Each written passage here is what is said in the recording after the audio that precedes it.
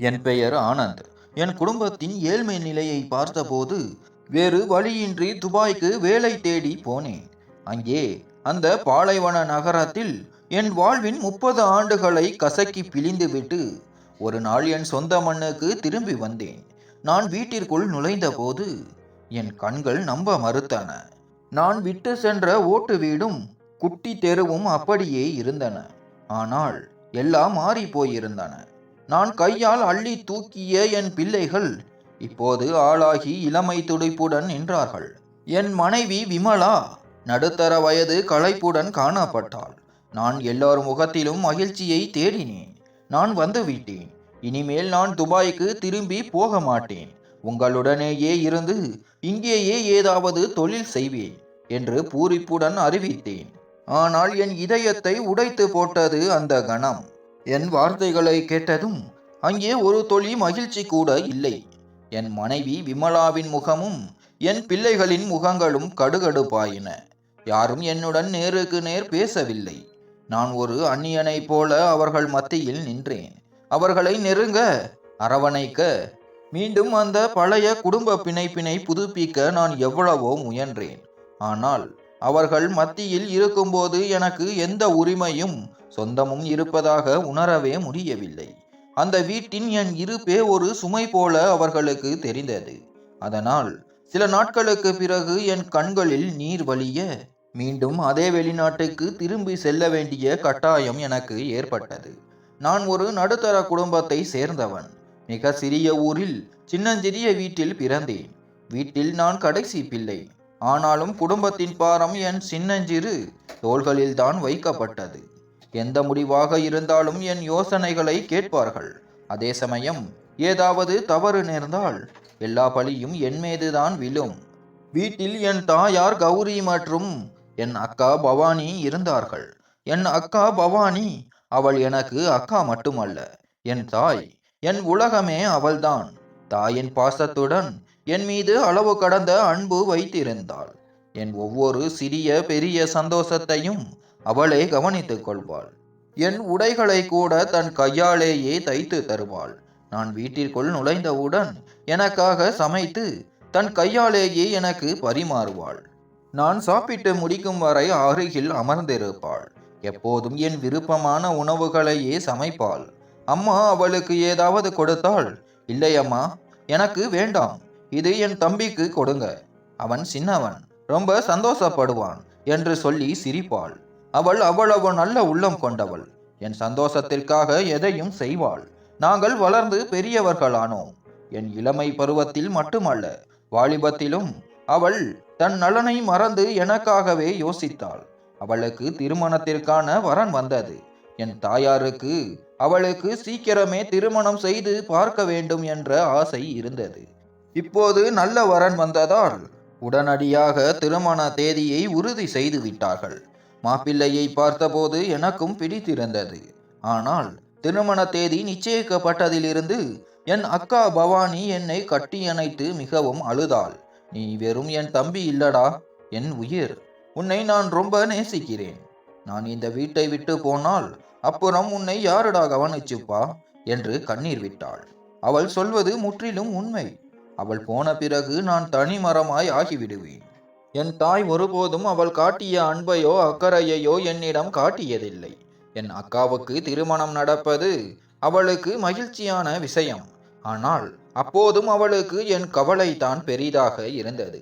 என் அக்காவுக்கு ஒரு நல்ல வசதியான குடும்பத்தில் திருமணம் நடக்க வேண்டும் என்று நான் ஆசைப்பட்டேன். ஆனால் என் தாய் தேர்ந்தெடுத்த மாப்பிள்ளை வீடு அவ்வளவு நல்ல நிலைமையில் இல்லை. பவானியின் வருங்கால கணவரோ திருமணத்திற்கு முன்பே உடல்நிலை சரியில்லாமல் இருந்தார். அவரது வருமானம் சொல்லிக் கொள்ளும்படி இல்லை. நான் அம்மாவிடம் கெஞ்சினேன். அம்மா, இந்த மாப்பிள்ளைக்கு அக்காவுடன் கல்யாணம் வேண்டாமா? இவருக்கு உடம்பு சரியில்லை, வருமானமும் இல்லை என்றேன். ஆனால் என் தாய் என் பேச்சை கேட்க தயாராக இல்லை. இது பெரியவங்க விஷயம், நீ உள்ளே வராதே. என் பொண்ணுக்கு எது நல்லது, எது தேவன்னு என்னை விட உனக்கு தெரிஞ்சிட போகுதா என்று கண்டித்தார். அவர் என் தாய். நான் அவரை எதிர்த்து பேச முடியவில்லை. நான் மௌனமாக இருந்தேன். என் அக்கா விடை பெற்று புகுந்த வீடு போனாள். நான் நினைத்தது போலவே என் அக்கா பவானியின் நிலைமை புகுந்த வீட்டில் மோசமாகத்தான் இருந்தது. கணவர் தொடர்ந்து உடல்நிலை சரியில்லாமல் இருந்தார். வருமானமும் இல்லை. திருமணமாகி 1 வருடம் முடிவதற்குள் அவள் தாயாகும் நல்ல செய்தியை சொன்னாள். அடுத்த சில வருடங்களில் 2 குழந்தைகள். அவள் தன் குழந்தைகளுக்காக எப்போதுமே கவலைப்பட்டு கொண்டிருந்தாள். அதற்கு பிறகு என் திருமணம் என் தாய் விருப்பப்படி விமலா என்ற அழகான பெண்ணுடன் நடந்தது. அக்கா வீட்டை விட்டு சென்ற பிறகு வீடு வெறுமையாக இருந்தது. ஆனால் நாட்கள் செல்ல செல்ல அவள் இல்லாத தனிமையுடன் வாழ பழகிவிட்டேன். திருமணம் முடிந்த உடனேயே குடும்ப செலவுகள் தாறுமாறாக அதிகரித்தன. ஒரு புறம் என் மனைவி விமலாவின் ஆசைகள், மறுபுறம் அம்மாவின் மருந்து செலவுகள். என் அக்காவின் குடும்ப சூழல் எனக்கு தெரியும் என்பதால் அவளுக்கும் அவள் பிள்ளைகளுக்கும் அடிக்கடி ஏதாவது வாங்கி அவள் வீட்டிற்கு சென்று கொடுப்பேன். எல்லா சுமையையும் நான் தனியாளாக சுமக்க வேண்டியிருந்தது.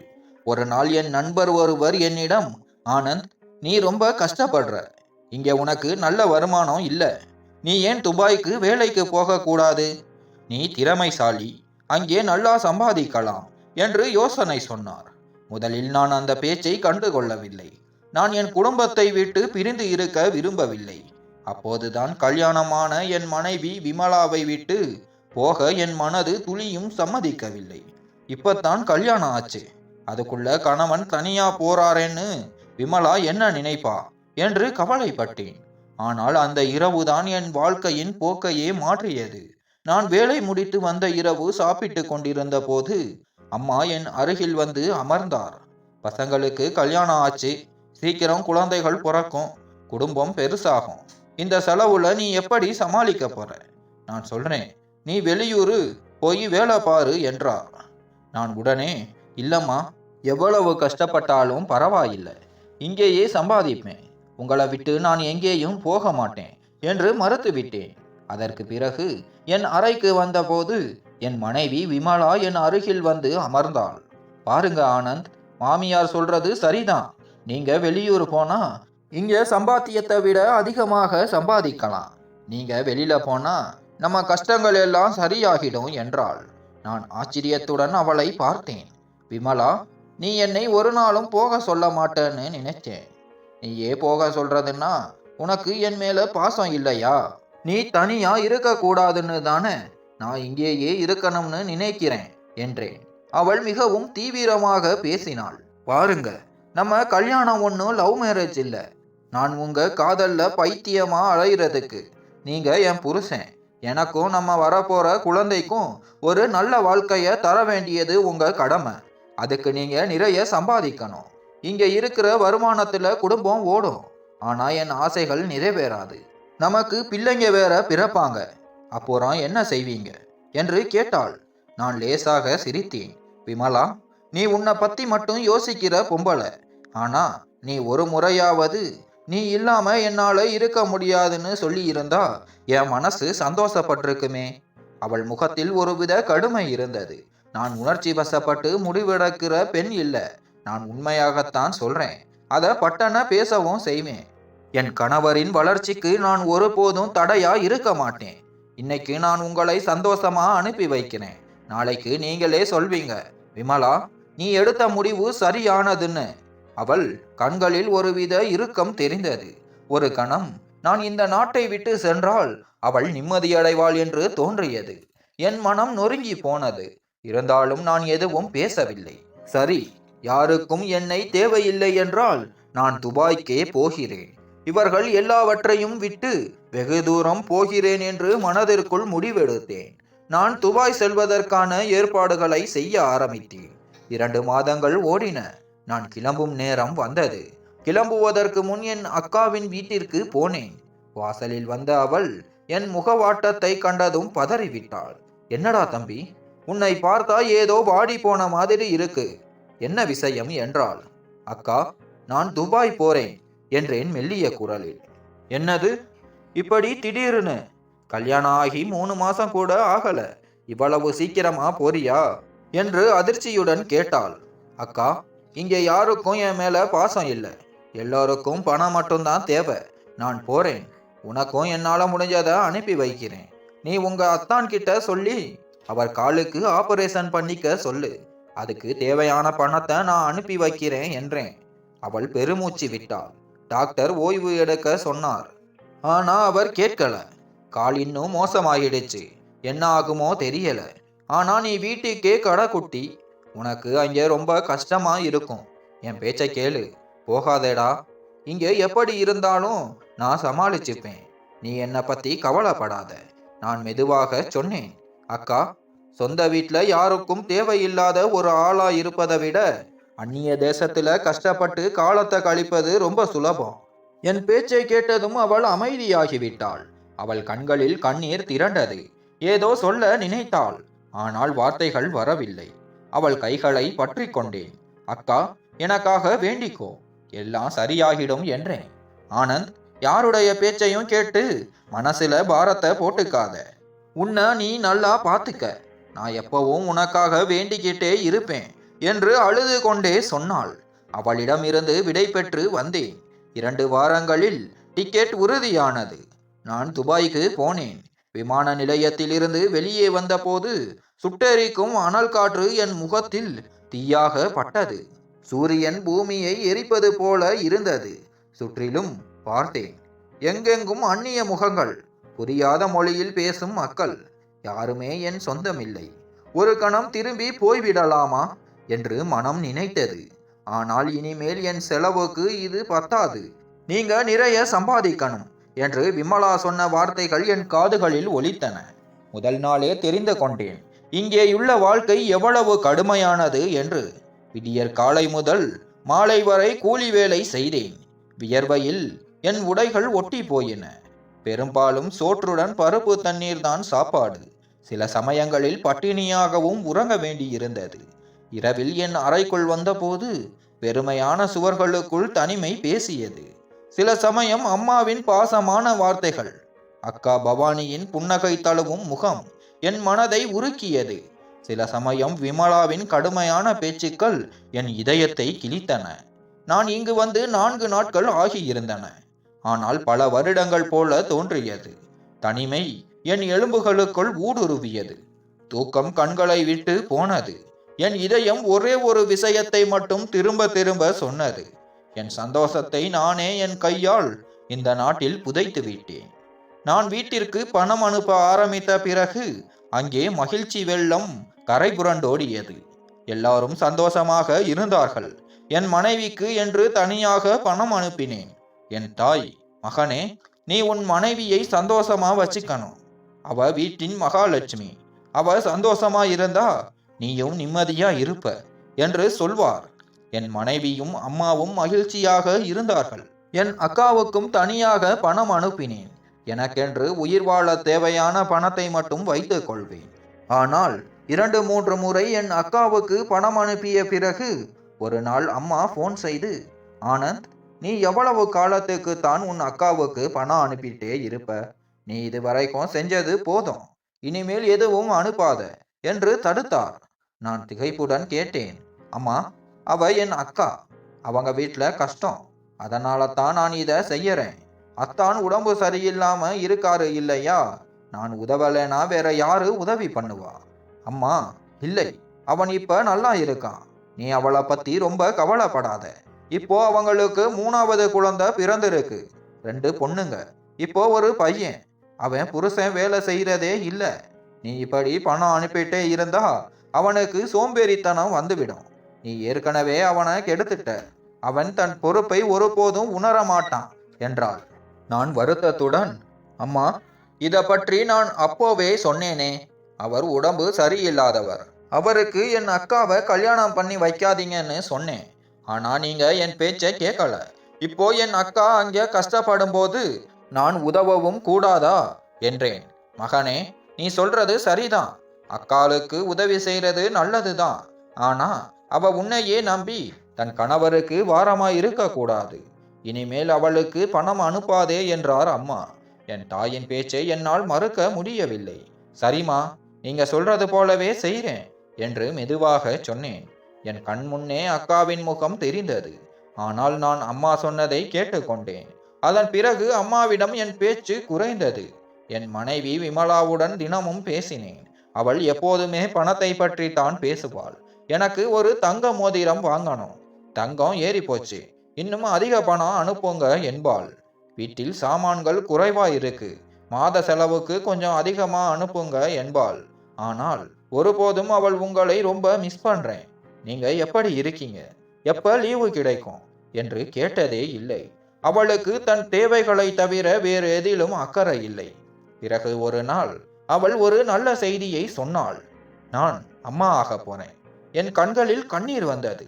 பறந்து போய் பார்க்க என் மனம் துடித்தது. ஆனால் வேலையை விட்டு வர முடியவில்லை. என் மனைவிக்கு ஒரு பெண் குழந்தை பிறந்தது. நான் மிகுந்த சந்தோஷப்பட்டேன். பிறகு திடீரென்று நான் எல்லாவற்றையும் விட்டுவிட்டு யாருக்கும் சொல்லாமல் என் நாட்டிற்கு வந்து விட்டேன். ஒரு ஆச்சரியம் கொடுக்க விரும்பினேன். நான் வீட்டிற்குள் நுழைந்த போது என்னை பார்த்த அனைவரும் அதிர்ச்சியடைந்தார்கள். நான் வீட்டுக்கு திரும்பிய சில மாதங்கள் என் குடும்பத்துடன் வாழ போராடினேன். ஆனாலும் என்னால் அவர்களுடன் ஒன்றிணைய முடியவில்லை. என் மனம் வருத்தத்தில் இருந்தது. அப்போது என் அக்கா பவானி தன் வீட்டில் ஒரு பெரிய குடும்ப விழாவுக்கு ஏற்பாடு செய்தாள். என் குடும்பத்தாரையும் அழைத்து இருந்தாள். என் மனைவி விமலாவும் பிள்ளைகளும் அழகாக தயாராகி விழாவிற்கு சென்றார்கள். அங்கே நடந்த விஷயம்தான் அவர்கள் காலடியில் இருந்த பூமியை பிடுங்கியது. விழாவில் அக்கா அனைவரையும் அறிமுகப்படுத்தினாள்.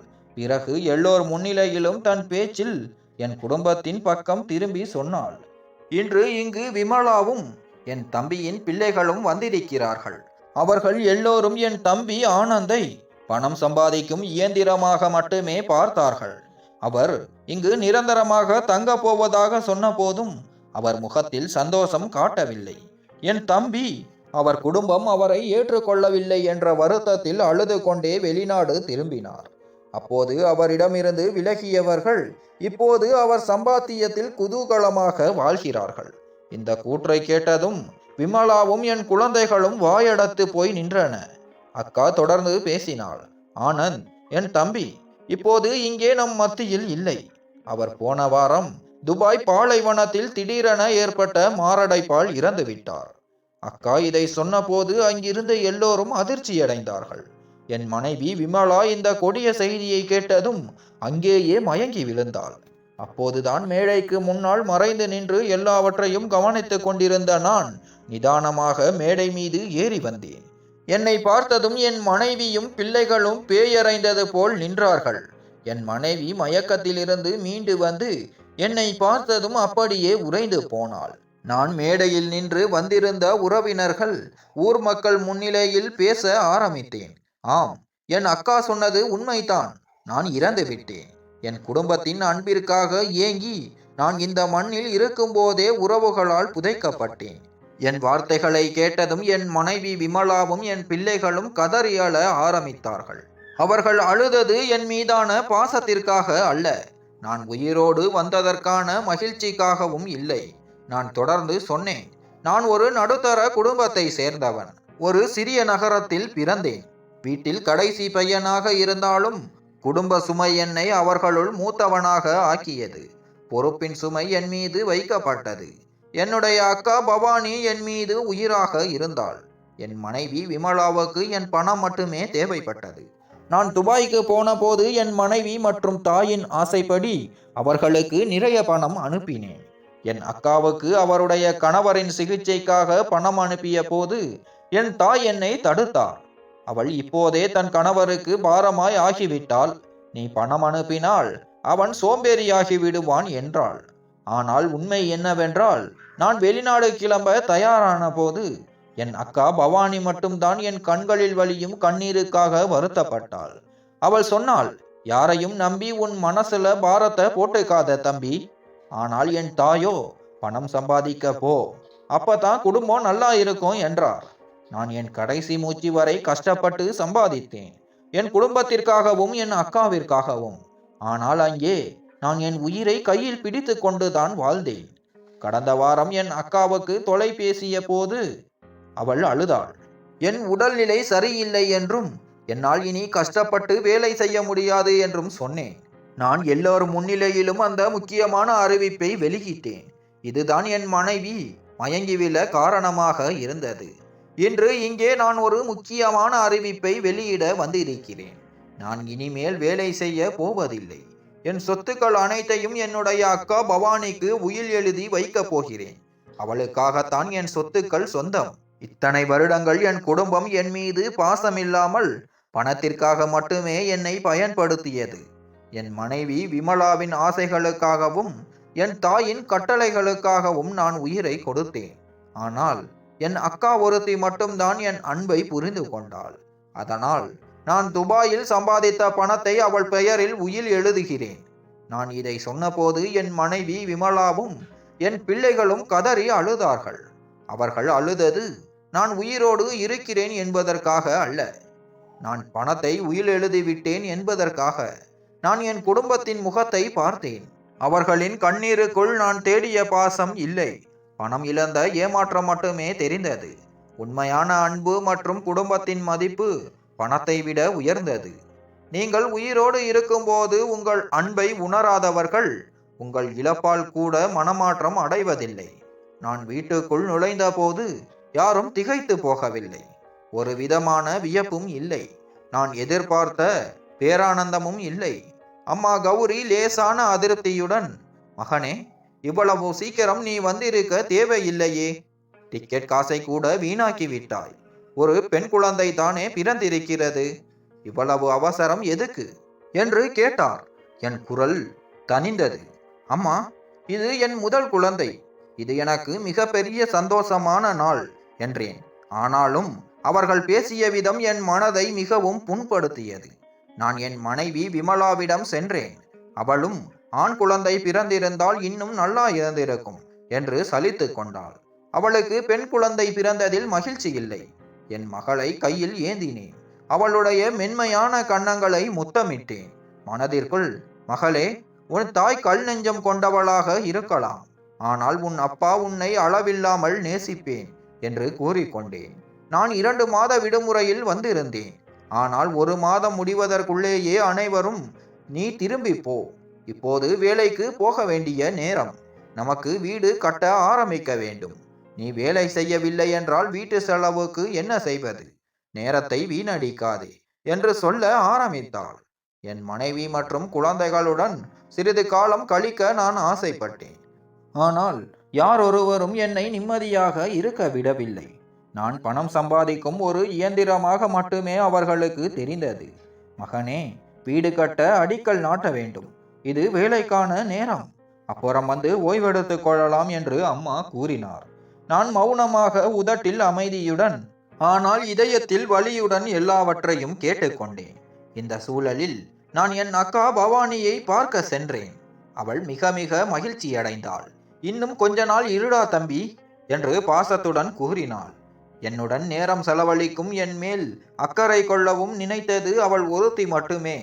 மற்ற யாருக்கும் என் தேவை இருக்கவில்லை. நான் திரும்ப சென்று மீண்டும் கடுமையாக உழைக்க ஆரம்பித்தேன். இரவு பகல் பார்க்காமல் உழைத்து வீட்டிற்கு கட்டடம் கட்டும் அளவுக்கு பணம் அனுப்பினேன். வீடு கட்டும் வேலையும் தொடங்கியது. நான் ஒரு வழக்கத்தை புரிந்து கொண்டேன். எப்போது இந்தியா வந்தாலும் திடீரென்று வந்து ஆச்சரியம் கொடுப்பது. ஆனால் ஒரு விசித்திரமான உண்மை என்னவென்றால், நான் எப்போது வந்தாலும் வீட்டில் யாருக்கும் எந்த மகிழ்ச்சியும் இருக்காது. சில சமயம் 2 ஆண்டுகள் கழித்து, சில சமயம் 2.5 ஆண்டுகள் கழித்து வருவேன். ஆனால் ஒவ்வொரு முறையும் வீட்டு சூழல் அப்படியே தான் இருக்கும். நான் வந்ததை பற்றி யாருக்கும் கவலை இருக்காது. எப்படி இருக்கிறாய், பயணம் எப்படி இருந்தது, அங்கே உன்னை நீ கவனித்துக் கொள்கிறாயா என்று யாரும் கேட்க மாட்டார்கள். என் மனைவி விமலா கூட, எத்தனை நாள் தங்க போறீங்க, எப்போ கிளம்புவீங்க என்று கேட்பாள். நான் அந்த வீட்டில் ஒரு விருந்தாளி போல இருந்தேன். இறைவன் எனக்கு 2வது முறையும் ஒரு பெண் குழந்தையை கொடுத்தார். அன்றும் யாருடைய முகத்திலும் மகிழ்ச்சி இல்லை. ஆனால் என் மனதில், என் வீட்டில் 2 லட்சுமிகள் வந்திருக்கிறார்கள் என்று சந்தோஷப்பட்டேன். 3வது முறை ஆண் குழந்தை பிறந்தபோது அனைவரும் வாழ்த்து சொன்னார்கள். ஆனால் என் மனதில் அந்த மகிழ்ச்சி இல்லை. ஏனென்றால் அவர்கள் மகனுக்காகத்தான் மகிழ்ச்சி அடைகிறார்கள், என் மீது கொண்ட பாசத்தால் அல்ல என்று எனக்கு தெரியும். இதே நேரத்தில் என் அக்கா பவானியின் வீட்டில் துயரம் சூழ்ந்தது. அவள் கணவர் இவ்வுலகை விட்டு மறைந்து விட்டார். அவள் நிராதரவாகி தன் கணவரின் வீட்டிலேயே தங்கி மற்றவர்களுக்கு துணி தைத்து கொடுத்து பிழைப்பை நடத்தி வந்தாள். நான் ரகசியமாக அவளுக்கு ஒரு தையல் இயந்திரம் வாங்குவதற்கான பணத்தை அனுப்பி வைத்தேன். இந்த உதவியை நான் யாரும் அறியாமல் செய்தேன். அம்மாவுக்கு தெரிந்தால் திட்டுவார். என் மனைவிக்கு தெரிந்தால் கோபப்பட்டு என்னை குறை சொல்லுவாள். அதனால் நான் என் அக்காவிற்கு அமைதியாக உதவினேன். ஆனாலும் அவளை நினைத்து எப்போதும் கவலைப்பட்டு கொண்டிருந்தேன். கடைசியாக நான் இந்தியா வந்தபோது என் தாய் கௌரியும் காலமான செய்தியை கேள்விப்பட்டேன். அந்த நாளிலிருந்து என் வாழ்க்கை ஸ்தம்பித்து போனது. எல்லாவற்றையும் விட்டுவிட்டு வீட்டிற்கு திரும்பி வந்துவிட வேண்டும் என்று ஆசைப்பட்டேன். ஆனால் சூழ்நிலை என்னை பிணைத்து வைத்திருந்தது. பின்னர் என் வீடும் என் சொத்துக்களும் என் மனைவி மற்றும் பிள்ளைகளின் பெயருக்கு மாறிவிட்டன என்ற செய்தியை கேட்டபோது என் உள்ளே ஏதோ ஒன்று முறிந்தது. அதற்கு பிறகு எனக்கு இந்தியா திரும்ப வேண்டும் என்ற எண்ணமே வரவில்லை. என்னுடைய பிள்ளைகளும் யாரும் நீங்கள் வாருங்கள் என்று சொல்லவில்லை. அங்கே எப்படி இருக்கிறீர்கள் என்று கேட்கவில்லை. என் குழந்தைகள் வளர்ந்து கொண்டே போனார்கள். நான் பணம் சம்பாதிக்கும் ஒரு இயந்திரமாகவே இருந்துவிட்டேன். என் இளமை காலம் முழுவதும் தனிமையிலேயே கழிந்தது. ஒவ்வொரு இரவும் நான் யாருக்காக இதை செய்கிறேன், நான் யாருக்காக இவ்வளவு தியாகம் செய்தேன் என்ற வெறுமை என்னை சூழ்ந்தது. நான் யாருக்காக கஷ்டப்பட்டேனோ அவர்கள் என்னை மறந்துவிட்டார்கள் என்று தோன்றியது. நான் ஒவ்வொரு மாத தொடக்கத்திலும் பணம் அனுப்பிவிடுவேன். என் மனைவி விமலா பணம் அனுப்பும் நாள் நெருங்கும் போது மட்டுமே எனக்கு தொலை பேசுவாள். மற்ற நாட்களில் நான் அவளுக்கு இல்லாதவனை போல இருந்தேன். ஒரு நாள் நான் பணம் அனுப்பாமல் இருந்தால் என்ன நடக்கிறது என்று பார்ப்போம் என்று என் மனதில் தோன்றியது. வழக்கமாக பணம் அனுப்பும் தேதியில் நான் பணம் அனுப்பவில்லை. ஒரு வாரம், பிறகு 2 வாரம் கடந்தது. 3வது வாரம் தொடங்கிய போது என் மனைவி எனக்கு அழைத்தாள். சாதாரண பழக்கமான ஒருவரை போல, வணக்கம், எப்படி இருக்கீங்க என்று கேட்டாள். நான் கொஞ்சம் வேலை இருந்தது, பணம் அனுப்பிவிடுகிறேன் என்றேன். அதற்கு பிறகு அவளிடம் இருந்து எந்த அழைப்பும் வரவில்லை. எத்தனையோ தீபாவளிகள், பொங்கல் பண்டிகைகள் வந்தன. ஆனால் யாரும் என்னை பற்றி நினைக்கவில்லை. சமூக ஊடகங்களில் என் குழந்தைகளை பார்ப்பேன். அவர்கள் பிறந்த நாள் கொண்டாடுவார்கள். உணவகங்களில் சிரித்து கழிப்பார்கள். ஆனால் அதில் என் பெயர் இருக்காது, என் நினைவு இருக்காது. இதற்கு என் குழந்தைகளின் மீது தவறு இல்லை என்று எனக்கு தெரியும். தவறு முழுவதும் அவர்களின் தாய் மீதுதான். அவள் நினைத்திருந்தால் அவர்கள் மனதில் என் மீது பாசத்தை விதைத்திருக்க முடியும். ஆனால் அவள் அதை செய்யவில்லை. எனக்கு இருந்த ஒரே சொந்தம் என் அக்கா பவானி மட்டும்தான். அவள் தன் துயரங்களுக்கு மத்தியிலும் எனக்கு தொலை பேசுவாள், என் நினைவாக இருப்பாள். இந்த வெளிநாட்டு வாழ்க்கையால் என் மனம் சலித்து விட்டது. 15 ஆண்டுகள் ஆகிவிட்டன. இனிமேல் நான் இந்தியா திரும்பி அங்கேயே ஒரு சிறிய தொழில் ஆரம்பிப்பேன். நான் எப்போதுதான் இப்படி வாழ்வது என்று நினைத்தேன். என் வயதும் கூடிக்கொண்டே வந்தது. உடலும் ஒத்துழைக்க மறுத்தது. பல நோய்கள் வந்துவிட்டன. ஒரு நாள் போதும் என்று தீர்மானித்து யாருக்கும் சொல்லாமல் துபாயை விட்டு புறப்பட்டேன். வீட்டிற்கு வந்தபோது யாரும் வியப்படையவில்லை. நான் வந்தது அவர்களுக்கு ஒரு பெரிய விஷயம் அல்ல என்பது போல இருந்தது. யாரும் மகிழ்ச்சி அடையவில்லை. சந்தோஷத்தில் வாயடைத்து விட்டார்களோ என்று நினைத்தேன். ஆனால் அவர்கள் முகத்தில் எந்த உணர்ச்சியும் இல்லை.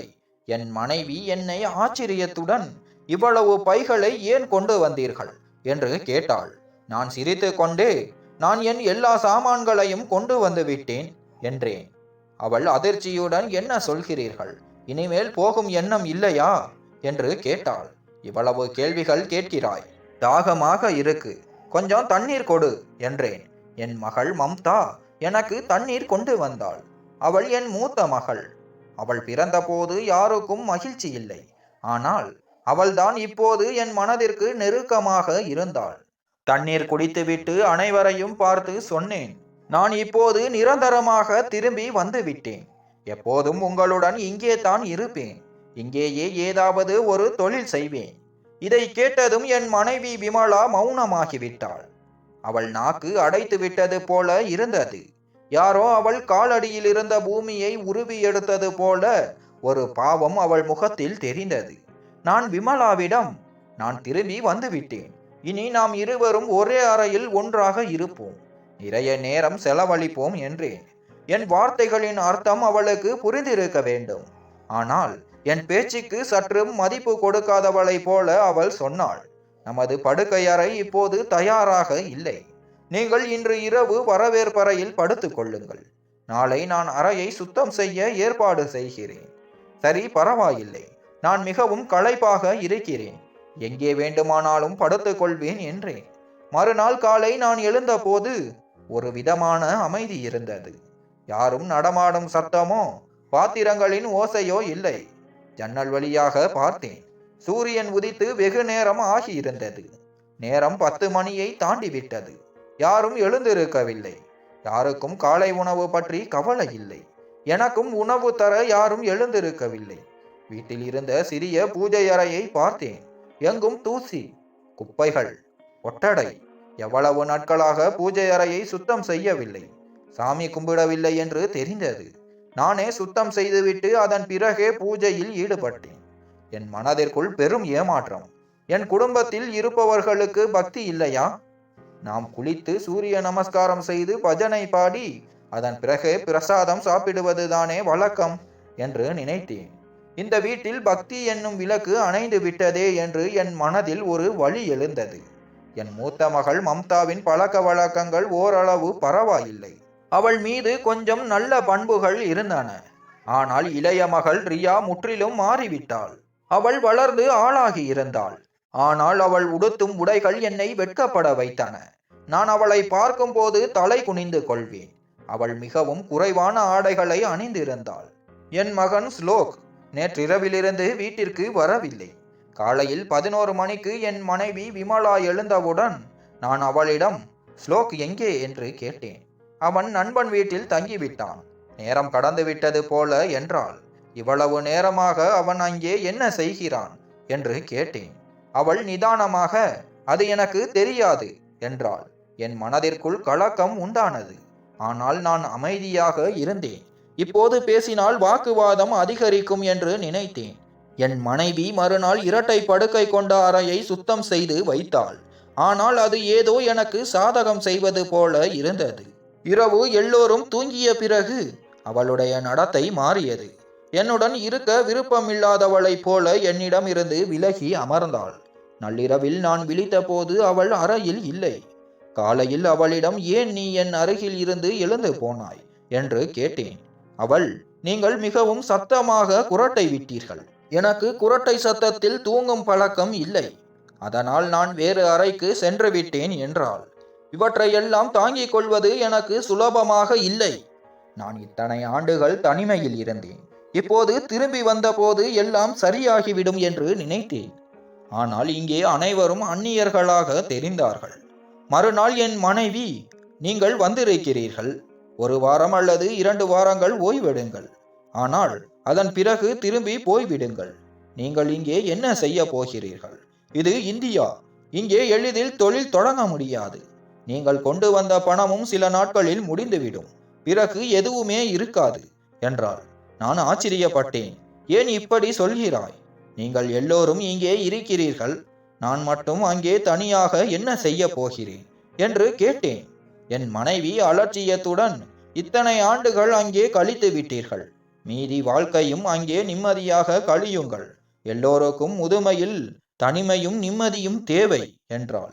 நான் கடுமையான குரலில், என்ன வார்த்தை இது? கணவன் மனைவிக்கிடையே என்ன தனிமை என்று கேட்டேன். அவள் மௌனமாக தலை குனிந்தாள். பதில் எதுவும் சொல்லவில்லை. நான் அந்த வீட்டில் இருந்தேன். ஆனால் என் இருப்பு அங்கே இல்லை என்பது போல உணர்ந்தேன். என் குழந்தைகள் என் அருகில் வரவில்லை. என் மனைவி என்னுடன் நெருங்கவில்லை. என் மகன் எந்த வீட்டு காரியத்திலும் அக்கறை காட்டவில்லை. நான் நாள் முழுவதும் வாசலில் அமர்ந்திருப்பேன் அல்லது அங்கும் இங்கும் நடந்து கொண்டிருப்பேன். இந்த வீட்டிற்காகத்தான் என் இளமையை தியாகம் செய்தேனா? ஆனால் இந்த வீட்டில் இப்போது எனக்கு இடமே இல்லையே என்று நினைத்து கொண்டேன். ஒரு நாள் மாலை என் இளைய மகள் ரியாவை வெளியே செல்ல விடாமல் தடுத்தேன். நேரம் ஆகிவிட்டது. அவள் தயாராகி வெளியே செல்ல தொடங்கிய போது எனக்கு கோபம் வந்தது. மகளே, இந்த நேரத்தில் எங்கே போகிறாய்? இருட்டி விட்டது. இப்போது போனால் எப்போது திரும்பி வருவாய் என்று கேட்டேன். அவள் சிரித்து கொண்டே, அப்பா, நான் சீக்கிரம் வந்து விடுவேன், கொஞ்சம் நேரம் மட்டும் போக வேண்டும் என்றாள். மீண்டும் அவளுக்கு புரிய வைத்தேன். இந்த நேரத்தில் பெண்கள் வெளியே செல்வது சரியல்ல. நீ வெளியே போகாதே. ஆனால் அவள் பிடிவாதமாக இருந்தாள். கடைசியில் தந்தையாக நான் உறுதியான குரலில், இனி வாக்குவாதம் வேண்டாம். சத்தம் இல்லாமல் உன் அறைக்கு போ. நீ எங்கும் போகவில்லை என்றேன். அவள் கோபத்துடன் திரும்பி சென்றாள். அவள் முகத்தில் இருந்த வருத்தம் தெளிவாக தெரிந்தது. சிறிது நேரத்தில் என் மனைவி வெளியே வந்தாள். நீங்கள் குழந்தைகளுடன் இப்படி கடுமையாக நடந்து கொள்ளாதீர்கள். அவர்கள் வளர்ந்து விட்டார்கள். கொஞ்சம் அன்பாக பேசி கையாளுங்கள் என்றாள். நான் வளர்ந்திருக்கிறார்கள் என்றால், இப்போது அவர்களை கட்டுப்படுத்தவில்லை என்றால் நாளை அவர்களின் கால்கள் எங்கே போய் நிற்கும்? நீ அவர்களுக்கு நல்ல செயல்களை சொல்லிக் கொடுக்கவில்லை. கடவுள் பக்தி, பூஜை என்று எதுவும் இல்லை. சுற்றவும் ஆடை உடுத்துவதிலும் தான் ஆர்வம் காட்டுகிறார்கள் என்றேன். வீட்டில் யாரும் பூஜை செய்வதாக தெரியவில்லை. என் தாயார் உபயோகித்த அந்த வெள்ளி குத்துவிளக்கு தட்டு எங்கே? அதை கோவிலில் எங்குமே காணவில்லையே என்று கேட்டேன். அவள் கவலையற்ற விதத்தில், ஓ அதையா, நான் விற்றுவிட்டேன் என்றாள். அவள் வார்த்தைகள் என் இதயத்தில் அம்பு போல தைத்தன. உனக்கு வெட்கமாக இல்லையா? பூஜை செய்யும் தட்டை விற்றுவிட்டாய். எனக்கு தோன்றுகிறது இந்த வீட்டில் இப்போது கடவுள் பக்தி இல்லை, உணர்வுகளும் இல்லை. எல்லோரும் கடவுளின் லீலைகளிலிருந்து விலகிவிட்டார்கள் என்றேன். நான் யாரையும் கட்டாயப்படுத்தவில்லை என்றாள் அவள். அவள் பதிலை கேட்டு நான் மௌனமாகிவிட்டேன். இந்த மனைவிதான் என் குழந்தைகளை கெடுத்து விட்டாள் என்று நான் புரிந்து கொண்டேன். அவள் தன் வேலைகளில் மூழ்கி வீட்டின் சூழலை பற்றி சற்றும் கவலைப்படவில்லை. ஒரு நாள் என் மகள் மொபைலில் யாரிடமோ பேசுவதை கேட்டேன். அவள், அப்பா வீட்டில் இருக்கும் வரை இங்கே ஊரடங்கு போட்டது போல இருக்கிறது. அப்பா போன பிறகுதான் உன்னை சந்திக்க வர முடியும் என்று சொன்னாள். இதை கேட்டு என் கால் அடியில் இருந்த பூமி விலகியது. என் மகளே என்னை பற்றி இப்படி பேசுகிறாளே. என் மனைவி என்னிடம் நடந்து கொண்ட விதம் முற்றிலும் மாறிவிட்டது. அவள் என்னிடம் இருந்து விலகியே இருந்தாள். எப்போதும் ஏதாவது சாக்கு போக்கு சொல்லுவாள். உங்கள் குரட்டை சத்தம் அதிகமாக இருக்கிறது என்பாள். நீங்கள் வந்ததிலிருந்து அறையில் துர்நாற்றம் வருகிறது என்பாள். அவள் பேச்சில் அந்த அன்பும் சொந்தமும் இல்லை. என் இருப்பு அவர்களுக்கு சங்கடத்தை அளிக்கிறது என்பது தெளிவாக தெரிந்தது. அவள் தனியாக இருப்பதற்கு பழகிவிட்டாள். இனிமேல் அவளுக்கு என்னை தேவையில்லை. இந்த சூழலில் அவர்கள் என்னை வாயால் நீங்கள் இங்கிருந்து போய்விடுங்கள் என்று சொல்லியிருந்தால், அல்லது என்னை தள்ளி வெளியேற்றி இருந்தால் கூட எனக்கு இவ்வளவு வலி ஏற்பட்டிருக்காது. ஆனால் புத்திசாலிகளுக்கு சைகையே போதும். இந்த வீட்டில் எனக்கு இடமும் இல்லை, மரியாதையும் இல்லை என்று நான் புரிந்து கொண்டேன். இவர்கள் நான் வந்ததில் மகிழ்ச்சி அடையவில்லை. மாறாக நான் போகும் நேரத்தை எதிர்பார்த்து இருந்தார்கள். கடைசியில் நான் அவர்களிடம் எல்லாம் நான் திரும்பி போகிறேன் என்று சொன்னேன். இதை கேட்டதும் என் மனைவி முகத்தில் ஒரு சந்தோஷம் பளிச்சிட்டது.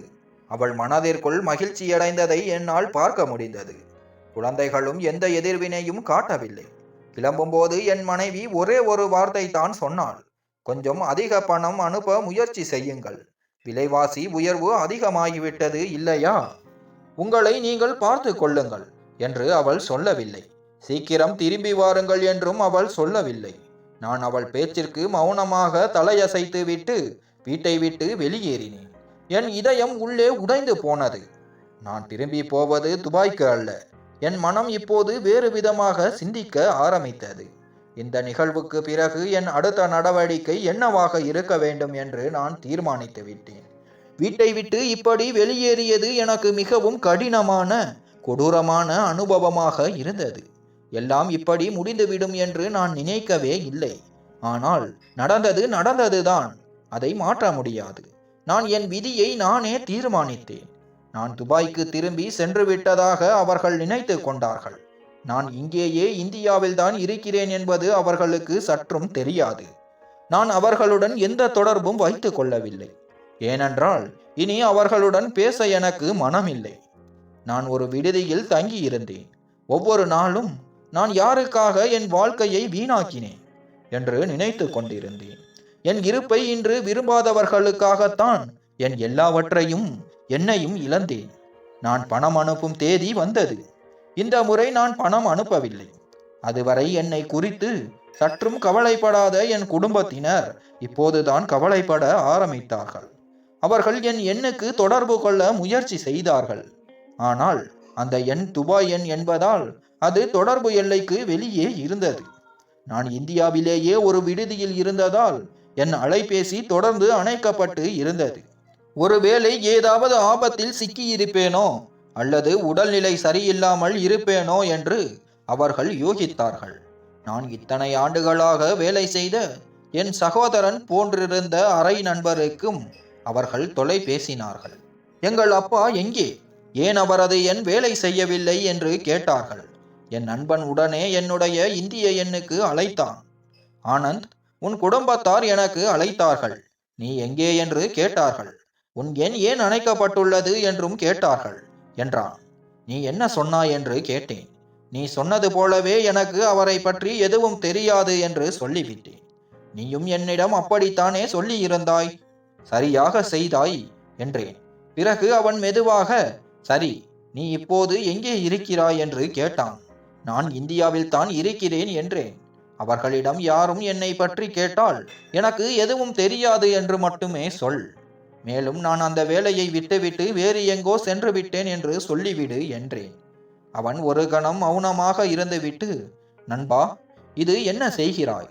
உன் குடும்பத்துக்காக உன் வாழ்க்கையையே தியாகம் செய்தாய், இளமையை கஷ்டப்பட்டு கழித்தாய், இப்போது ஏன் அவர்களிடம் இருந்து ஓடுகிறாய் என்றான்.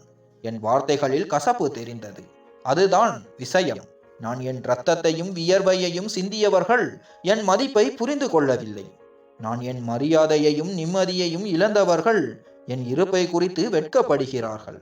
இனி நான் ஏன் அவர்களுக்காக நினைக்க வேண்டும்? நான் இப்போது வேறு ஒன்றை பற்றி யோசித்துக் கொண்டிருக்கிறேன். இது என் இறுதி முடிவு என்றேன். அவன் சற்று அமைதிக்கு பிறகு, உன் பேச்சில் நியாயம் இருக்கிறது நண்பா, ஆனால் எதை செய்தாலும் யோசித்து செய் என்று சொன்னான். நான் எல்லாவற்றையும் யோசித்து விட்டேன். இனிமேல் யாருடனும் எனக்கு கோபம் இல்லை. இப்போது நான் எனக்காக வாழப் போகிறேன் என்றேன். நான் என் அக்கா பவானியின் வீட்டிற்கு சென்றேன். அவள் முன்பு வசித்த வீட்டை விட்டு போயிருந்தாள். இப்போது அவள் வசித்த வீடு விசித்திரமாக இருந்தது.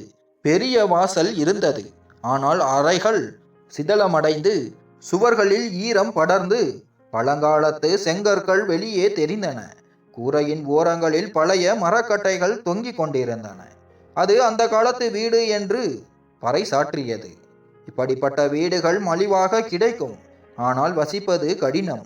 ஆனாலும் என் அக்கா அந்த வீட்டை தன் வீடாக ஏற்றுக்கொண்டு பெருமைப்பட்டாள். அவள் உடல்நிலை சரியில்லாதவளை போல காணப்பட்டாள். ஆயினும் அவள் முகத்தில் ஒரு விதமான நிம்மதி இருந்தது. உலக கவலைகள் அவளை அண்டவில்லை என்பது போல இருந்தது. அவள் குழந்தைகள் என் குழந்தைகளை விட வயதில் மூத்தவர்கள். என் அக்கா மகள்கள் என்னை பார்த்ததும் நல்ல பண்புடன் என் காலில் விழுந்து ஆசீர்வாதம் வாங்கினார்கள். உடனே எனக்காக தண்ணீர் கொண்டு வந்தார்கள். அவர்கள் முகத்தில் மகிழ்ச்சியின் வெளிப்பாடு தெளிவாக தெரிந்தது. அவர்களிடம் அதிகம் எதுவும் இல்லை, ஆனால் இருந்ததை எனக்கு அன்புடன் கொடுத்தார்கள். மாமா, நீங்கள் எங்கள் வீட்டிற்கு வந்தது எங்களுக்கு பெரிய விஷயம் என்றார்கள். அவர்கள் முகத்தை பார்த்தபோதுதான் எனக்கு புரிந்தது. வறுமை அவர்களின் முகத்தின் பொலிவை எடுத்து கொண்டிருக்கலாம், ஆனால் அவர்கள் இதயத்திலிருந்து அன்பை எடுக்கவில்லை. என் அக்கா என்னை பார்த்து மிகவும் மகிழ்ச்சி அடைந்தாள். ஒரு கணம் கூட, தம்பி, எங்களை மறந்து விட்டாயே என்று குறை சொல்லவில்லை.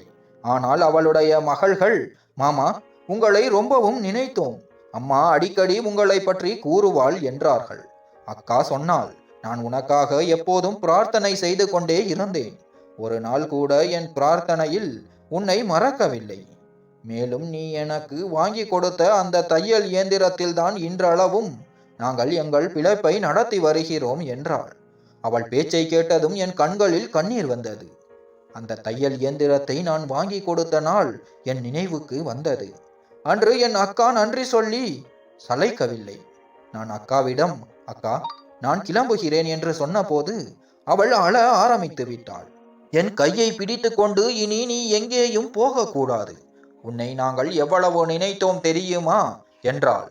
அக்கா மகள்கள், மாமா, எங்கள் அப்பா போய்விட்டார். இப்போது நீங்கள் தான் எங்களுக்கு சொந்தம். இந்த உலகத்தில் எங்களுக்கு வேறு யாரும் இல்லை என்றார்கள். நான் அவர்கள் பேச்சை கேட்டு அமைதியாகி, சரி, சில நாட்கள் நான் இங்கேயே தங்குகிறேன் என்றேன். அதை கேட்டதும் அவர்கள் அனைவரும் நிம்மதியாக இருந்தார்கள். நான் அங்கிருந்த போது அவர்கள் வீட்டின் சூழலை நன்கு கவனித்தேன். அதிகாலையிலேயே அனைவரும் எழுந்து குளித்து பூஜை செய்தன. அக்கா ஓய்வெடுத்தாள். அவளின் மகள்கள் வீட்டு வேலைகள் அனைத்தையும் செய்து தாய்க்கு மிகுந்த மரியாதை கொடுத்தார்கள். அந்த வீட்டில் நிம்மதி இருந்தது, பாசம் இருந்தது, சொந்தம் இருந்தது. பணக்கார வீட்டில் கூட கிடைக்காத நிம்மதி என் அக்கா வீட்டில் இருந்தது. அவர்கள் வீட்டில் சாதாரண உணவுதான், காய் பருப்பு என்று எளிமையாக சமைத்தார்கள். ஆனால் அனைவரும் ஒன்றாக அமர்ந்து சிரித்து மகிழ்ந்து உண்டார்கள். அக்கா மகள்கள் நாள் முழுவதும் தையல் வேலை செய்தார்கள். அவள் மகன் கூலி வேலைக்கு சென்றான். மாலையில் திரும்பும் போது அவன் எல்லோருக்கும் ஏதாவது வாங்கி வருவான். இவற்றை பார்த்தபோது என் மனதில் ஒரு எண்ணம் உதித்தது. இப்போதுதான் நேரம் வந்துவிட்டது. என் குடும்பத்தினர் அனைவரும் ஒரே இடத்தில் இருக்க வேண்டும். வெளிநாடு சென்று அனைத்தையும் மறந்துவிட்டதாக அவர்கள் நினைக்கும் இந்த ஆனந்த் இன்னும் உயிரோடு தான் இருக்கிறான் என்பதை அவர்களுக்கு உணர்த்த வேண்டும். நான் என் அக்காவிடம், நாம் ஒரு பெரிய விருந்து நிகழ்ச்சிக்கு ஏற்பாடு செய்ய வேண்டும். அதில் என் மனைவியையும் குழந்தைகளையும் அழைக்க வேண்டும். ஆனால் நான் உன் வீட்டில் தங்கியிருப்பதை அவர்களிடம் சொல்லக்கூடாது. நான் இன்னும் துபாயில் தான் இருக்கிறேன் என்று அவர்கள் நினைக்க வேண்டும் என்றேன். அக்கா ஆச்சரியத்துடன், ஆனந்த், என்ன சொல்கிறாய்? உன் மனதில் என்ன ஓடுகிறது என்று கேட்டாள். அந்த நாள் வரும்போது நான் எல்லோருக்கும் சொல்வேன். நீ பொறுத்திரு. கிட்டத்தட்ட 50 பேருக்கு சமையல் செய்ய சொல்.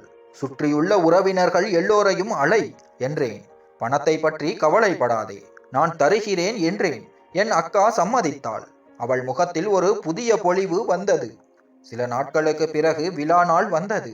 நான் என் அறையில் மறைந்திருந்தேன். என் அக்கா வீட்டை அன்புடன் அலங்கரித்தாள். வாசலில் பழைய நாற்காலிகள் போடப்பட்டன.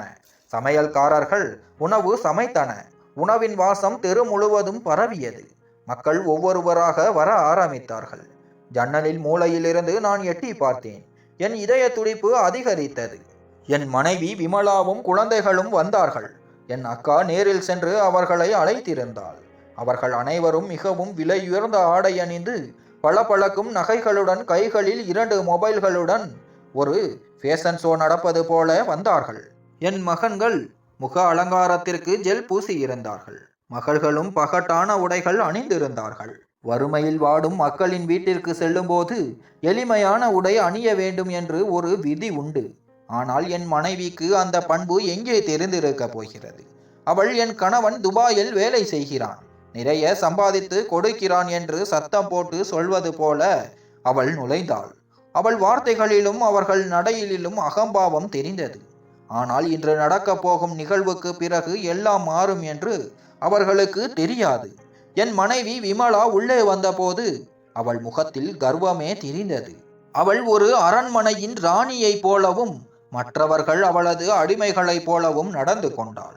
என் அக்கா அவளை மிகுந்த மரியாதையுடன் வரவேற்றாள். ஆனால் விமலா பதில் சொல்லவில்லை. அவள் வீட்டின் நிலையை பார்த்து சிரிக்க ஆரம்பித்தாள். சத்தமான குரலில், வாவ், என்ன வீடு இது! சுவர்களில் செங்கல் தெரியுது, கூரையிலிருந்து தண்ணீர் ஒழுகுது, சாப்பிடவே வழி இல்லை போல இருக்கு. அப்புறம் எதற்கு இந்த விருந்து? இவ்வளவு செலவு ஏன் செய்தீர்கள்? உங்கள் மகளுக்கு ஏதாவது கூலி தொழிலாளியுடன் சம்பந்தம் பேசிவிட்டீர்களா? ஒரு தள்ளுவண்டிக்காரருடன் முடிவெடுத்திருப்பீர்கள் போல. உங்களை போன்றவர்களுக்கு பெரிய வீடு கனவில் கூட கிடைக்காது என்று ஏளனம் பேசினாள். அவள் குரல் வாசலில் இருந்த விருந்தாளிகள் அனைவருக்கும் கேட்டது. என் அக்காவின் முகம் வெளிரி போனது. அவள் மகள்களின் கண்களில் கண்ணீர் திரண்டது. ஆனால் அவர்கள் எதுவும் பேசாமல் தலை குனிந்து நின்றார்கள். அறையின் கதவுக்கு பின்னால் நின்று நான் எல்லாவற்றையும் கேட்டுக்கொண்டிருந்தேன். என் ரத்தம் கொதித்தது. உடனடியாக வெளியே வர வேண்டும் என்று துடித்தேன். ஆனால் என்னை கட்டுப்படுத்தி கொண்டேன். விமலா மீண்டும் கிண்டலாக, யார் சந்தோஷத்திற்காக இந்த விருந்து வைத்தீர்கள்?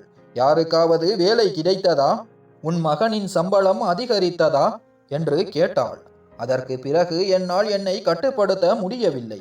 நான் அனைவர் முன்பும் வந்தேன். அங்கே இருந்த அனைவரும் அமைதியாகிவிட்டனர். என்னை பார்த்த என் மனைவி விமலாவின் முகம் வெளுத்து போனது. அவள் ஏதோ ஒரு பேயை பார்த்தவள் போல என் முகத்தை பார்த்தாள். என் பிள்ளைகளும் வாயடைத்து போய் நின்றார்கள். மற்றவர்கள் திகைத்தாலும் என் வருகைக்காகத்தான் இந்த விழா என்று நினைத்து கொண்டார்கள். நான் எல்லோர் முன்னிலையிலும் நின்றேன். இந்த விருது எதற்காக என்று நான் சொல்கிறேன் என்றேன். நான் ஆனந்த், என் முழு மனதுடனும் அறிவிக்கிறேன். என் பெயரில் இருக்கும் எல்லா சொத்துக்களையும் பணத்தையும் என்னுடைய அக்கா பவானிக்கு உயில் எழுதி வைக்கிறேன். அந்த விருந்தினர் மத்தியில் முழு அமைதி நிலவியது. விமலாவின் முகம் வெண்மையாக மாறியது. என் மகனும் மகள்களும் ஒருவரையொருவர் பார்த்து கொண்டனர். விமலாவின் கைகள் நடுங்கின. கண்களிலிருந்து கண்ணீர் வழிந்தது. நான் என் பேச்சை தொடர்ந்தேன். நான் கடந்த 1 மாதமாக இந்தியாவில் தான் இருக்கிறேன். நான் வெளிநாட்டில் இருந்து கொண்டு வந்த பணத்தில் சில கடைகள் வாங்கினேன். அவற்றின் வாடகை மாதந்தோறும் கிட்டத்தட்ட 70,000 முதல் 80,000 வரை வரும். ஒரு வீடும் வாங்கினேன். இப்போது மீதம் இருக்கும் அனைத்து பணத்தையும் என் அக்கா பெயருக்கு மாற்றி விடுகிறேன். என் அக்கா காலடியில் இருந்த பூமி விலகியது. அவள் மகிழ்ச்சியும் ஆச்சரியமும் கலந்து அழுதாள். அவர்கள் பிள்ளைகள் அவளை கட்டி அணைத்து கொண்டார்கள். அவள், ஆனந்த், இது என்ன செய்து விட்டாய்? எங்களுக்கு ஏன் இவ்வளவு பெரிய உதவியை செய்கிறாய் என்றாள். அக்கா, இது உதவி இல்லை, இது உன் உரிமை. சிறுவயதில் நீ என்னை எவ்வளவு கவனித்துக் கொண்டாய். இப்போது நான் உன்னை கவனித்துக் கொள்வது என் கடமை இல்லையா என்றேன்.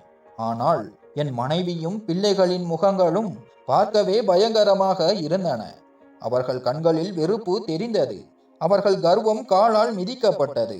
அவர்கள் கைகளிலிருந்து பணம் போனது மட்டுமல்ல, எல்லோர் முன்னிலையிலும் அவர்களின் மரியாதையும் மண்ணில் கலந்தது. விருந்தினர்கள் உணவு உண்டுவிட்டு தங்கள் வீட்டுக்கு செல்ல ஆரம்பித்தார்கள். ஆனால் என் மனைவி ஒரு அறையில் முகத்தை வைத்து உட்கார்ந்திருந்தாள். அவள் முகத்தில் கோபம் தெரிந்தது. இரவு அனைவரும் போன பிறகு அவள் என்னிடம் வந்தாள். அவள் வார்த்தைகளில் விஷம் நிரம்பி இருந்தது. நீங்கள் எப்படி இதை செய்யலாம்? உங்கள் பிள்ளைகளின் வாயிலிருந்து உணவை பிடுங்கி உங்கள் அக்கா பிள்ளைகளுக்கு கொடுத்து விட்டீர்களே, இதை செய்ய உங்களுக்கு வெட்கமாக இல்லையா? மக்கள் என்ன நினைப்பார்கள் என்று கத்தினாள். நான் நிதானமாக பதில் அளித்தேன். நான் யாரிடமிருந்தும் எதையும் பிடுங்கிக் கொள்ளவில்லை. என் விருப்பப்படி கொடுத்தேன். மேலும் உங்களுக்கு என் தேவை என்ன? நீங்கள் என்னை உங்கள் தேவைக்காக மட்டுமே நினைத்தீர்கள். நீங்கள் ஆடம்பரமாக வாழ நான் இரவும் பகலும் உழைத்தேன். உங்கள் ஆசைகளுக்காக என் நிம்மதியை தியாகம் செய்தேன். நீங்கள் எதற்கும் மதிப்பு கொடுக்கவில்லை. என் பணத்தை மட்டும்தான் பார்த்தீர்கள். என் பாசத்தை பார்க்கவில்லை. உன் மகன் வளர்ந்து விட்டான். அவனிடம் ஏதாவது வேலை பார்க்க சொல். நீ கவலைப்பட தேவையில்லை. இத்தனை ஆண்டுகளாக நான் அனுப்பிய பணத்தில் நீயும் நிறைய சேமித்து வைத்திருப்பாய். நீ கம்பெனி பங்குகள் கூட வாங்கி இருக்கிறாய். அதிலிருந்து மாதந்தோறும் உனக்கு பணம் வருகிறது என்று எனக்கு தெரியும். ஆனால் ஒருபோதும் என்னிடம் இதை பற்றி நீ சொல்லவில்லை என்றேன். இதை கேட்ட விமலாவின் முகம் வெட்கத்தில் குனிந்தது. அவள் அமைதியாக இருந்துவிட்டு, நான் எல்லாமே உங்களுக்காகத்தான் செய்தேன் என்றாள். இல்லை விமலா, நீ எனக்காக எதுவும் செய்யவில்லை. உனக்காகவே செய்தாய். நான் உனக்கு மரியாதை, அன்பு, நிம்மதி அனைத்தையும் கொடுத்தேன். நீ எனக்கு கர்வத்தையும் அகம்பாவத்தையும் கொடுத்தாய். இன்று நான் உனக்கு உன் தகுதியை உணர்த்திய போது உனக்கு கஷ்டமாக இருக்கிறது. இனி நீ என் வருமானத்தை பற்றி கவலைப்பட தேவையில்லை. உனக்கு உன் கணவன் தேவையில்லை. உன் பிள்ளைகளும் கெட்டு போய்விட்டார்கள். எனவே இனி நீ உன் வழி, நான் என் வழி. உனக்கு விவாகரத்து வேண்டுமென்றால் அதையும் நான் தருகிறேன். எப்படியும் உனக்கு என்னுடன் வாழ பிடிக்கவில்லையே, அப்புறம் எதற்கு இந்த உறவு? இந்த உறவு முடிவுக்கு வர வேண்டும். என் பேச்சை கேட்ட அவள் எதுவும் பேச முடியவில்லை. அவள் எழுந்து மௌனமாக அங்கிருந்து வெளியேறினாள். அவள் கண்களிலிருந்து கண்ணீர் வழிந்தது. ஆனால் என் மனதில் அவள் மீது இப்போது எந்த இரக்கமும் எஞ்சி இருக்கவில்லை. சிறிது நேரம் கழித்து என் அக்கா என்னிடம் வந்தாள். அழுது கொண்டே, நீ இப்படி செய்திருக்க கூடாது. உன் மனைவி மற்றும் பிள்ளைகளுக்கும் இந்த சொத்தில் உரிமை உள்ளது என்றாள். இல்லை அக்கா, நான் உயிரோடு இருக்கும் வரை என் சொத்தில் உனக்கும் உன் பிள்ளைகளுக்கும் மட்டுமே உரிமை உண்டு. என் உடைமைகளை நான் யாருக்கு கொடுக்க வேண்டும் என்பது என் உரிமை, என் விருப்பம், என் முடிவு. என் பிள்ளைகளுக்கு என் மேல் பாசம் இருந்திருந்தால் என் சொத்தில் அவர்களுக்கு உரிமை இருந்திருக்கலாம். ஆனால் என் தந்தை இந்த உலகில் இருக்கும்போதே அவர்கள் என் அன்பையும் மதிப்பையும் புறக்கணித்தார்கள். நான் உயிருடன் இருக்கும்போது என் பிள்ளைகள் என்னை மதித்ததில்லை. நான் இங்கிருந்து சென்றிருந்தால் என் மரணத்தால் கூட அவர்களுக்கு எந்த குறைந்த உணர்வும் வந்திருக்காது. அதனால் நான் எடுத்த இந்த முடிவு பல ஆண்டுகளுக்கு முன்பே எடுத்திருக்க வேண்டியது என்று மனைவியிடம் சொன்னேன். மேலும் என் மூத்த மகள் மம்தாவுக்காக மட்டும் நான் மாதம் ஒரு தொகையை அனுப்பி வைப்பேன். அவள் திருமணத்திற்கான செலவு முழுவதையும் நானே ஏற்றுக்கொள்வேன். மற்றபடி எனக்கு வேறு யாருடனும் எந்த தொடர்பும் இல்லை என்று உறுதியாக கூறினேன். நான் செய்தது என் மன நிம்மதிக்காக. என் வாழ்க்கையின் விலை மதிப்பற்ற தருணங்களை பயணத்திற்கு மட்டுமே முக்கியத்துவம் கொடுத்தவர்களுக்காக வீணடித்தேன். இன்று நான் எல்லாவற்றையும் என் அக்காவிடம் ஒப்படைத்த போது என் இதயத்தின் பாரம் முழுவதும் நீங்கியது. எனக்கு இப்போது தான் நிம்மதி கிடைத்தது. இதை சொல்லிவிட்டு நான் வானத்தை பார்த்தேன். ஆழமாக மூச்செறிந்தேன். பல ஆண்டுகளுக்கு முன்பே எடுத்திருக்க வேண்டிய முடிவை இப்போது எடுத்து முடித்தேன். நான் இப்போது என் அக்கா பவானியின் வீட்டில்தான் வசிக்கிறேன். அவள் பிள்ளைகள் என் மீது மிகுந்த மரியாதை வைத்திருக்கிறார்கள். அவர்கள் என்னை ஒரு தந்தையைப் போல கருதி பாசத்துடன் நடந்து கொள்கிறார்கள். நான் வீட்டிற்குள் நுழைந்தால் அனைவரும் மரியாதையுடன் எழுந்து நிற்கிறார்கள். என் மனம் சந்தோஷத்தில் நிறைகிறது. நான் வாங்கிய அந்த புதிய வீட்டிற்கும் நாங்கள் குடிபெயர்ந்து விட்டோம். அந்த வீடு முன்பு இருந்த வீட்டை விட மிகவும் சுத்தமாகவும் பெரியதாகவும் இருக்கிறது. அதிலும் இப்போது நிம்மதி நிறைந்திருக்கிறது. பல ஆண்டுகளுக்கு பிறகு நான் உணர்ந்த நிம்மதி இது. நான் அதிகாலையில் எழுந்து சூரிய நமஸ்காரம் செய்து பூஜை செய்கிறேன். அனைவரும் சிற்றுண்டி சாப்பிடுவதற்கு முன் கடவுளை வணங்கி பிரசாதம் கொள்கிறோம். வீட்டில் ஒரு விதமான அமைதி நிலவுகிறது. என் அக்கா தினமும் எனக்காக தன் கையால் காலை சிற்றுண்டி தயாரித்து தருகிறாள். நான் வேண்டாம் என்று மறுத்தாலும் அவள் உனக்காகத்தானே நான் என் கையால் எல்லாம் செய்ய வேண்டும். நீதான் எங்களுக்காக இவ்வளவு செய்திருக்கிறாய். இப்போது நீயும் எங்களுக்காக எங்களை சேவை செய்ய விடு என்று உரிமையுடன் சொல்கிறாய். வாழ்க்கை மிகவும் நிம்மதியாக மாறிவிட்டது. நான் இங்கே ஒரு விருந்தாளியாக உணர்வதே இல்லை. இது என் சொந்த வீடு. நான் என் பிள்ளைகளிடம் தேடிய அதே அன்பும் பாசமும் சொந்தமும் எனக்கு என் அக்காவின் பிள்ளைகளிடம் கிடைத்தது. அவர்கள் நான் பேசுவதை பொறுமையுடன் கேட்கிறார்கள். எனக்கு சேவை செய்கிறார்கள். நேரத்திற்கு மருந்து கொடுக்கிறார்கள். நான் வெளியே சென்றால் வாசலில் வந்து வழி அனுப்புகள். மறுபுறம் என் மனைவி விமலாவின் அகம்பாவம் எவ்வளவு ஆழமானது என்று அப்போதுதான் எனக்கு புரிந்தது. காலம் செல்ல செல்ல அவள் மனமிறங்கி ஒரு நாள் தொலை பேசுவாள் அல்லது உறவினர்கள் மூலம் செய்தி அனுப்புவாள் என்று நினைத்தேன். ஆனால் அவள் ஒருபோதும் என்னுடன் பேசக்கூட முயலவில்லை. அவள் மனதில் இருந்த அகங்காரம் என் இருப்பையே அவளை மறக்க செய்தது. சிலர் அவளது வாழ்க்கையில் இப்போது வேறு ஒருவர் வந்துவிட்டார் என்றும் கூறினார்கள். இதற்கு உறுதியான ஆதாரம் இல்லை என்றாலும் அவள் பேச்சில் இருந்த மாற்றத்தை வைத்து பார்க்கும்போது அது உண்மையாக இருக்கலாம் என்று என் மனம் கூறியது. அவள் கண்களில் இருந்த அந்த அலட்சியம் இப்போது அர்த்தமற்றதாக தோன்றுகிறது. இந்த உறவில் மரியாதையும் அன்பும் இல்லாததால் அது ஒரு உறவாகவே இருக்கவில்லை என்ற வருத்தம்தான் என் மனதிற்குள் இருக்கிறது. துயரம் இல்லை. ஆனால் என் மூத்த மகள் மம்தா மட்டும் அடிக்கடி எனக்கு தொலை பேசுவாள். சில சமயம் என்னை பார்க்க வந்து விடுவாள். அவள் வீட்டிற்கு வரும்போது வீடு முழுவதும் சந்தோஷம் நிறைந்துவிடும். அவள் என் கையை பிடித்து கொண்டு, அப்பா, நீங்கள் எடுத்த முடிவு 100% சரி. புரிந்து கொள்ள முடிந்தவர்களுக்கு இது சரியான முடிவுதான் என்று சொல்லுவாள். அவள் பேச்சை கேட்கும்போது குறைந்தபட்சம் என் ஒரு மகளாவது என்னை புரிந்து கொண்டாளே என்று என் மனதில் நிம்மதி பெருமூச்சு விடுவேன். உறவினர்களின் சிலர் இன்னும் நான் செய்தது தவறு என்று கூறிக்கொண்டிருக்கிறார்கள். குடும்பத்தை பற்றி கவலைப்படவில்லை, பிள்ளைகளின் உரிமையை பறித்து விட்டாய் என்று அவர்கள் மீண்டும் மீண்டும் என்னை புரிய வைக்க முயல்கிறார்கள். பிள்ளைகள் எப்படி இருந்தாலும் தந்தையின் சொத்து அவர்களுக்கானதுதான் என்று சொல்கிறார்கள். நான் அவர்கள் பேசுவதை கேட்கிறேன். ஆனால் என் மனம் அதை ஏற்க மறுக்கிறது. ஏனென்றால் என் பார்வையில் சொத்து என்பது வெறும் பரம்பரை பெயர் அல்ல, அது நீதியின் பெயரும் கூட. நான் செய்தது நீதிக்கு உட்பட்டது. மனித நேயம் என்று ஒன்று இருக்கு அல்லவா? நான் மனித நேயத்தின் அடிப்படையிலேயே இந்த முடிவை எடுத்தேன். என் அக்காவுக்கு நான் ஒரு வாழ்க்கையை கொடுத்தேன். அவளுக்கு ஒரு அரவணைப்பை கொடுத்தேன். அவள் கணவர் செய்ய வேண்டிய கடமையை நான் அவள் பிள்ளைகளுக்காக செய்தேன். என் பிள்ளைகள் மீது எனக்கு நம்பிக்கை போய்விட்டது. அவர்கள் மனதில் என் மீது அன்பும் மரியாதையும் இல்லை. அதனால் அவர்கள் நடவடிக்கையை பார்த்து நான் முடிவெடுத்தேன். இப்போது நான் கவலையின்றி மகிழ்ச்சியாக இருக்கிறேன். என் மனதில் எந்த குறையும் இல்லை. நான் கடவுள் முன் தலை வணங்கி நிற்கிறேன். நான் செய்தது என் மன தூய்மையின் அடிப்படையில் செய்தேன். எந்த ஒரு பேராசையிலோ பிடிவாதத்தாலோ அல்லது பழிவாங்கும் எண்ணத்தாலோ அல்ல. என் மன நிம்மதிக்காகவே அந்த முடிவை எடுத்தேன். இன்று அதிகாலையில் நான் எழும்போது என் அக்கா பிள்ளைகள் வீட்டில் பூஜை செய்வதை பார்க்கும்போது நான் செய்த முடிவே மிக சரியானது என்று என் மனம் கூறுகிறது. நண்பர்களே, இப்போது நீங்கள் சொல்லுங்கள், என் முடிவு சரியானதா அல்லது தவறானதா? நன்றி.